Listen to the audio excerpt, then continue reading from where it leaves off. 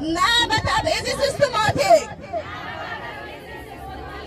نه به ممنوعیت تحصیل و کار زنان. تعامل با طالبان را متوقف کنید. ممنوعیت کار و آموزش زنان را متوقف کنید. توافقنامه رنگین دوحه را لغو نمایید.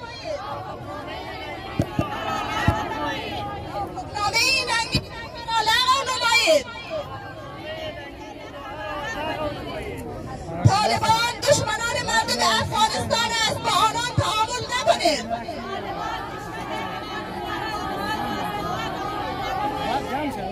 3 سال